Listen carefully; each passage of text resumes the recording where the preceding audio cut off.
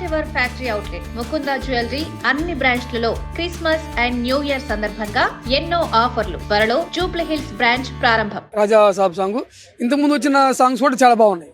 తమను మంచి మ్యూజిక్ ఇచ్చాడు.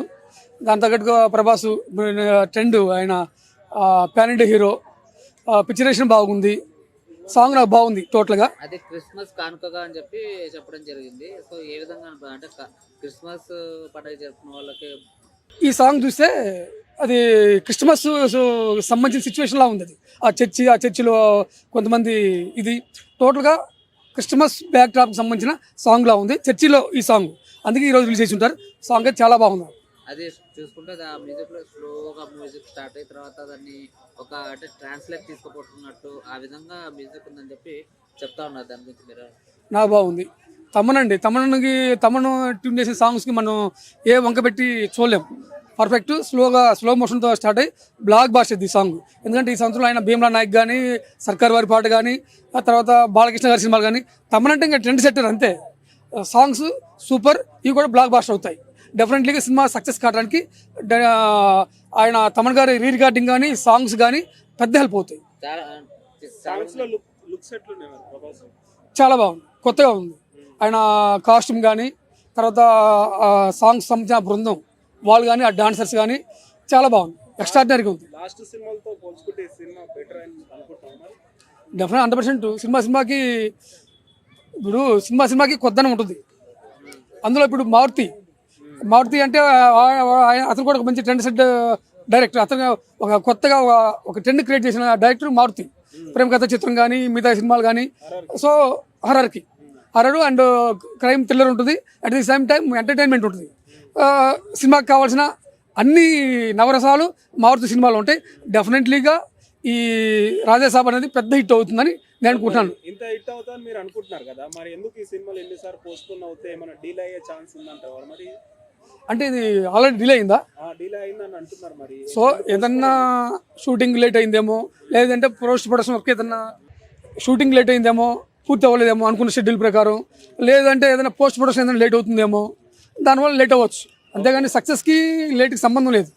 సినిమా లేట్గా వచ్చిన లేటెస్ట్గానే వస్తుంది. డెఫినెట్లీగా మారుతి ప్రభాస్ కాంబినేషన్లో పెద్ద బ్లాక్ బాస్టర్ అయింది సినిమా. ఇలానే లేట్గా వచ్చిన ఆచార్య సినిమా కూడా ఇలానే పోస్ట్పోన్ అవుతూ ఫైనల్ గా రిలీజ్ అయింది. ఆ రిజల్ట్ ఎలా వచ్చిందో మరి, ఈ రిజల్ట్ ఏమైనా అయ్యే ఛాన్స్? అది తప్పది. ఒక సినిమా లేట్గా వచ్చింది, ఫ్లాప్ అయిందని చెప్పేసి ఈ సినిమా లేట్గా వస్తే ఇది ఫ్లాప్ అని కదా అర్థం.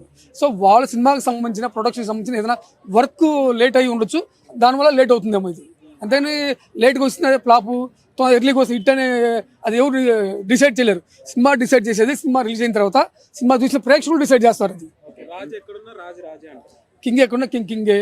సో ప్రభాసు అండ్ పెద్ద ఆయన పాన్ ఇండియా హీరో, మారుతి అన్నాడు మంచి సక్సెస్ఫుల్ డైరెక్టర్. వీళ్ళిద్దరు కాంబినేషన్ డెఫినెట్లీగా మంచి హిట్ అవుతుంది రాజాసాబ్. అంటే దాన్ని ట్రోల్ చేశారు సాంగ్ ని. ఈ సాంగ్ ని ఏమన్నా ట్రోల్ చేసే అవకాశం ఉందంట? ఏం అనిపించట్లేదు నాకు. సాంగ్ అయితే బాగుంది. ఇది చాలా బాగుంది. ఇదే సంక్రాంతికి ఇంకా మరిన్ని సినిమాలు కూడా వస్తున్నాయి కదా, మేబీ ఏమన్నా ఎఫెక్ట్ అయ్యే ఛాన్స్ ఉందంటారా కలెక్షన్స్ పరంగా రాజాసాబ్కి? రాజాసాబ్ అనేది చెప్పలేము అట్లా. ఎందుకంటే ఈ సంక్రాంతికి మన శివశంకర్ ప్రసాద్ చిరంజీవి గారు వస్తుంది. ఆయన అంటే మెగాస్టార్. ఇక ఆయన గురించి చెప్పాల్సింది ఏం లేదు. తర్వాత ఇంకో సినిమా రవితేజ సినిమా ఒకటి వస్తుంది. సినిమా ఏది బాగుంటే అది ప్రేక్షకులు ఆదరిస్తారన్న అంతే. అక్కడ చిరంజీవి, ప్రభాస్ అండ్ రవితేజ అనేం కాదు.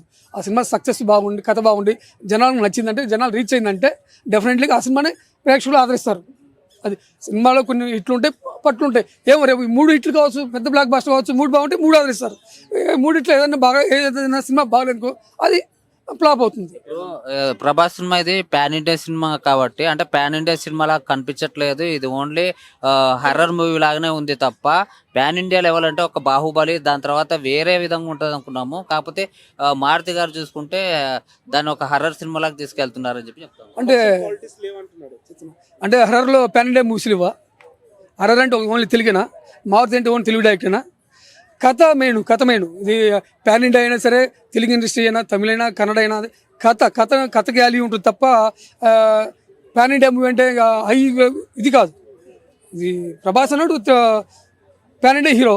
సో ఆల్రెడీ పాన్ ఇండియా కాబట్టి ఆయన తెలుసు నా సినిమా అనేది పాన్ ఇండియా సినిమా కాబట్టి ఎలాంటి జాగ్రత్తలు తీసుకోవాలి, ఎలా నేను మేకింగ్ చేసుకోవాలి అనేది ఆయన కెరీర్ మీద ఆయనకు దృష్టి ఉంటుంది. సో ఆయన్ని మారుతిని ఆ విధంగా తనకు సక్సెస్గా వచ్చేలాగా మలుచుకుంటాడు ప్రభాస్. సో డెఫినెట్లీ ప్యాన్ ఇండియాకి 100% అర్హతున్న సినిమా ఇది. లేట్గా వచ్చినా లేటెస్ట్ ఉండదు.